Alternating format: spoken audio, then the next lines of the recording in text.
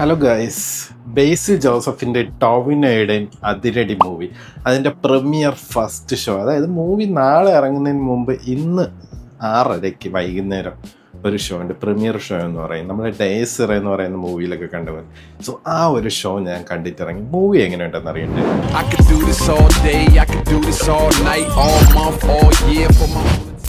Movie എങ്ങനെയുണ്ടെന്ന് ചോദിച്ചാൽ വളരെ നല്ല ഒരു ബ്യൂട്ടിഫുൾ പടമെന്ന് നമുക്ക് പറയാം. നമുക്ക് ഭയങ്കര ഹൈപ്പുള്ള പടമൊന്നുമില്ല, വളരെ ബ്യൂട്ടിഫുൾ ആയിട്ട് അവർ ചെയ്തിരിക്കുന്ന ഒരു പടമാണ്.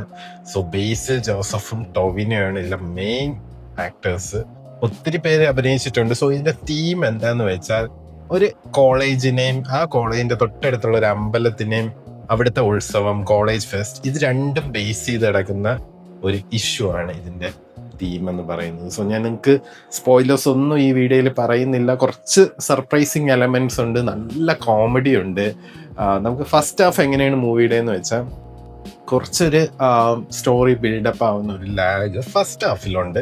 ബട്ട് ഇറ്റ്സ് ഓക്കെ, നമുക്ക് സ്റ്റോറി ബിൽഡ് ചെയ്തെടുക്കണില്ല, അപ്പൊ കുറച്ച് ലാഗ് എന്തായാലും കാണും, എല്ലാ പടത്തിലും കാണും. സോ ആ ഒരു ലാഗ് നമുക്ക് ഫസ്റ്റ് ഹാഫിൽ ഒന്ന് ചെറുതായിട്ട് കാണാം. ഫസ്റ്റ് ഹാഫിന്റെ ഒരു എൻഡിങ് ഒക്കെ എത്താറാവുമ്പോഴത്തേക്ക് അങ്ങ് കത്തിക്കയറും, ടോവിനോ വരും. പിന്നെ മൂവി അങ്ങോട്ട് വേറെ ലെവലിൽ വെച്ചാണ് പോകുന്നത്. സോ ഇന്റർവെല്ല് കൊണ്ട് നിർത്തുന്നത് തന്നെ ഒരു കിട്ടിലൊരു സീക്വൻസിൽ വെച്ചിട്ടാണ്, നമ്മളൊരു ത്രില്ലിങ് അടുപ്പിക്കുന്ന ഒരു ഇന്റർവെൽ സീനിലാണ് നിർത്തുന്നത്. സെക്കൻഡ് ഹാഫ് എന്ന് പറയുമ്പോൾ സെക്കൻഡ് ഹാഫ് കൊണ്ട് പടം അങ്ങ് വേറെ ലെവലിലെത്തുകയാണ്. ഭയങ്കര ത്രില്ലിങ്ങും എൻ്റർടൈനിങ്ങും ആയിട്ട് മാറുകയാണ് സെക്കൻഡ് ഹാഫ് കൊണ്ട്. നമ്മൾ ഫസ്റ്റ് ഹാഫിൽ കണ്ട പോലെ ചെറിയ ആ ഒരു ലാഗ് പോലും സെക്കൻഡ് ഹാഫിൽ വരത്തില്ല. പിന്നെ അങ്ങോട്ട് ത്രില്ലിങ് എലമെൻറ്റ്സ് ആണ് ഉള്ളത്. പിന്നെ ഇതിൽ അഭിനയിച്ചിരിക്കുന്ന എടുത്ത് പറയുന്നത് വിനീത് ശ്രീനിവാസനുണ്ട്, പിന്നെ നമ്മുടെ മ്യൂസിക് ഡയറക്ടർ ഷാൻ റഹ്മാനുണ്ട്. സോ അവരൊക്കെ വളരെ നന്നായിട്ട് ചെയ്തിട്ടുണ്ട്. സോ അവരൊക്കെ സെക്കൻഡ് ഹാഫിലാണ് വരുന്നത്. സെക്കൻഡ് ഹാഫ് തൊട്ട് ഭയങ്കര എൻ്റർടൈനിങ് ആണ്. ക്ലൈമാക്സ് എന്ന് പറയുമ്പോൾ നമുക്ക് ട്വിസ്റ്റ് നൽകുന്ന ഒരു ക്ലൈമാക്സ് ആണെന്ന് ചോദിച്ചാൽ, ട്വിസ്റ്റിനെക്കാളും വളരെ മികച്ചൊരു ബ്യൂട്ടിഫുൾ ആയിട്ട് എൻഡ് ചെയ്തിരിക്കുന്ന ഒരു ക്ലൈമാക്സ് ആണെന്ന് പറയാം. സോ നിങ്ങൾ ട്രെയിലർ കണ്ടതും നിങ്ങൾ കുറച്ച് ബേസിൽ ജോസഫിൻ്റെ ഇൻ്റർവ്യൂ കണ്ടതും വെച്ചിട്ട് നിങ്ങൾക്ക് അറിയായിരിക്കാം ബേസിൽ ജോസഫ് ഹീറോയാണ്, വില്ലനായിട്ട് ടോവിനോ ആണ് എന്നുള്ളത്. സോ ഇതൊരു സ്പോയിലറല്ല. സോ അതിൻ്റെ ഒരു ക്ലൈമാക്സ് എന്ന് പറയുന്നത് ഒരു ബ്യൂട്ടിഫുള്ളി ഈ കഥ എഴുതിയ ആൾ ചെയ്തു വെച്ചിട്ടുണ്ട്. അത് നമുക്ക് ഇപ്പം വില്ലനാണെങ്കിലും ഹീറോ ആണെങ്കിലും നമ്മൾ ആർക്കും ഒരു നെഗറ്റീവ് അപ്രോച്ച് തരാതെ അവർ എൻഡ് ചെയ്തിരിക്കുന്ന ഒരു ബ്യൂട്ടിഫുൾ ക്ലൈമാക്സ് ആണ്. നമ്മളതിൽ വൻ ഹൈപ്പ് കൊടുക്കുന്ന ഒരു ക്ലൈമാക്സ് എന്ന് പറയുന്നത് നല്ലൊരു കുടുംബ പ്രേക്ഷകർക്ക് ഇഷ്ടപ്പെടുന്ന രീതിയിൽ നിർത്തിയിരിക്കുന്ന ഒരു ക്ലൈമാക്സ് ആണ്. പിന്നെ ഇതിൽ മ്യൂസിക്സ് ബ്യൂട്ടിഫുൾ ആയിട്ട് ഓരോ മ്യൂസിക്കും നല്ല രീതിയിൽ ചെയ്തിട്ടുണ്ട്. പാട്ടാണെങ്കിൽ പോലും നല്ല രീതിയിൽ ചെയ്തിട്ടുണ്ട്. സോ ഇതിൽ അഭിനയിച്ചിരിക്കുന്നവരെ നമുക്ക് നോക്കാം. ബേസിൽ ജോസഫ് അഭിനയിച്ചിട്ടുണ്ട്, ടോവിനോ തോമസ്, വിനീത് ശ്രീനിവാസൻ, പിന്നെ റിയ ഷിബു, നമ്മുടെ ഡെല്ലു കുട്ടി പുള്ളിക്കാരി ഇതിൽ അഭിനയിച്ചിട്ടുണ്ട്. പുള്ളിക്കാരിയൊക്കെ നന്നായിട്ട് ചെയ്തിട്ടുണ്ട്. പക്ഷെ പുള്ളിക്കാരിക്ക് നമ്മൾ സർവ്വമായാൽ കണ്ട പോലത്തെ അത്രയോ ഒരു സ്ക്രീൻ പ്രസൻസോ ഇമ്പോർട്ടൻസോ കൊടുക്കുന്ന റോളല്ല. But it's okay. പുള്ളിക്കാരിക്ക് കൊടുത്ത റോൾ പുള്ളിക്കാരി നന്നായിട്ട് ചെയ്തിട്ടുണ്ട്. ഷാൻ റഹ്മാൻ ഇതിൽ വന്നിട്ടുണ്ട്. പുള്ളി കിട്ടില്ല കോമഡി ആയിട്ടാണ് പുള്ളി ഇതിൽ കാണിച്ചിരിക്കുന്നത്. നല്ല രീതിയിൽ ചെയ്തിട്ടുണ്ട്. ഷാൻ റഹ്മാനും വിനീത് ശ്രീനിവാസ് അവരുടെ കോംബോ സൂപ്പർ ആയിരുന്നു കോമഡിയിൽ. പിന്നെ ദർശന രാജേന്ദ്രനുണ്ട്, സെറിൻ ഷിഹാബ് എന്ന് പറയുന്ന നമ്മുടെ പാട്രിയോട്ട് സിനിമയിലെ ഒരു മുസ്ലിം കുട്ടിയില്ലേ, നമ്മുടെ മമ്മൂക്കയുടെ പുള്ളിക്കാരി ഇതിലും ഉണ്ട്, നന്നായിട്ട് ചെയ്തിട്ടുണ്ട്. പിന്നെ വിഷ്ണു അഗസ്ത്യ നല്ല റോളാണ് പുള്ളി ചെയ്തിരിക്കുന്നത്. പിന്നെ വിനീത് തട്ടിൽ, അങ്ങനെയുള്ള കുറച്ച് ആക്ടേഴ്സ് ഇതിലുണ്ട്. എല്ലാവരും വളരെ നന്നായിട്ട് ചെയ്തിട്ടുണ്ട്. ഇതിൽ എടുത്തു പറയേണ്ട ഒരു കാര്യമുണ്ട്, പക്ഷെ അത് ഞാൻ റിവീൽ ചെയ്യണില്ല. നിങ്ങൾക്ക് ഇതിലൊരു ബിഗ് സർപ്രൈസ് ഉണ്ട്.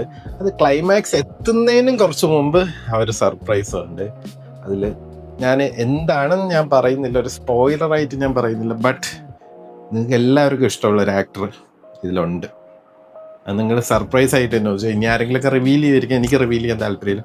നിങ്ങൾ തിയേറ്ററിൽ ഇരുന്ന് കാണുമ്പോഴായിരിക്കും ഞെട്ടാൻ പോകുന്നത്. സോ അങ്ങനെ ഒരു സർപ്രൈസ് എലമെന്റ് ഇതിൽ ഒളിപ്പിച്ച് വെച്ചിട്ടുണ്ട്. പിന്നെ ഡയറക്ടർ അരുൺ അനിരുദ്ധൻ, പുള്ളി നല്ല കിട്ടിലുമായിട്ട് ഡയറക്ടറാണ് റൈറ്ററുമാണ് ഈ ഒരു മൂവിയിൽ.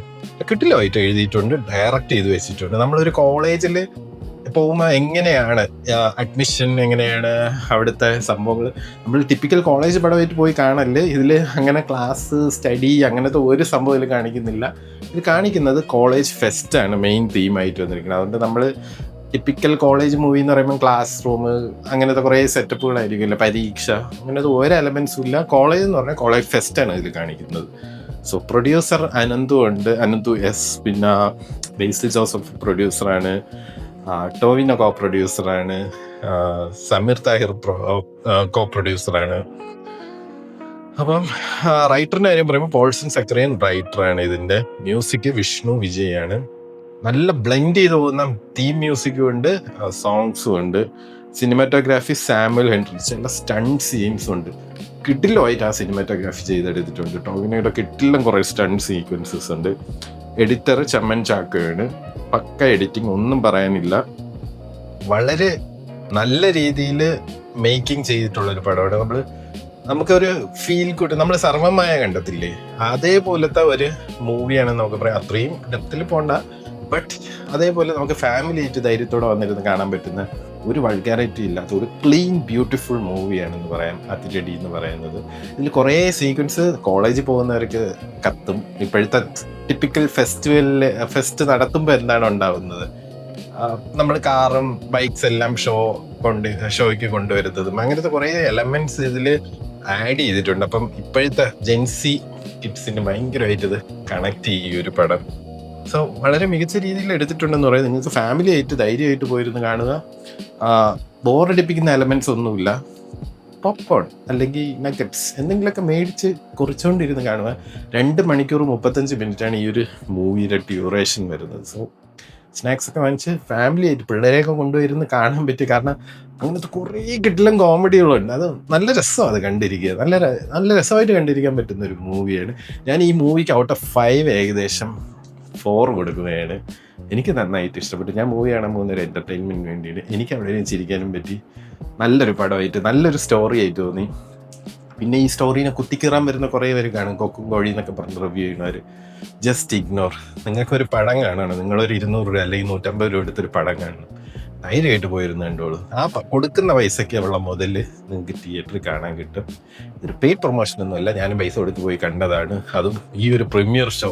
ഇത് 6:30 ഈവനിങ്ങിന് മാത്രമേ ഉണ്ടായിരുന്നുള്ളൂ ഈ ഒരു ഷോ. സോ ഞാൻ അതിന് പോയതാണ്. എനിക്ക് വളരെ നന്നായിട്ട് ഇഷ്ടപ്പെട്ടു. നിങ്ങൾക്കും വീക്കെൻഡ് പോയിരുന്ന് കാണാൻ പറ്റുന്ന ഒരു പടമാണ്. സോ ഇനി അങ്ങോട്ട് ഒത്തിരി മൂവീസ് വരുന്നുണ്ട്. നമ്മുടെ സൂര്യയുടെ കറുപ്പായിരിക്കും അടുത്ത നമ്മുടെ മൂവിയുടെ റിവ്യൂ. പിന്നെ ദൃശ്യം 3 എല്ലാവരും വെയിറ്റിംഗ് ആണ്. പിന്നെ കാട്ടാളനുണ്ട് ഈ മാസം May 28 ആണ് തോന്നുന്നു റിലീസ്. സോ അങ്ങനെ കുറേ കിടിലം മൂവീസിന്റെ റിവ്യൂസും എല്ലാമായിട്ട് ഞാൻ വീണ്ടും വരുന്നത്. അതൊരു see you. Bye bye.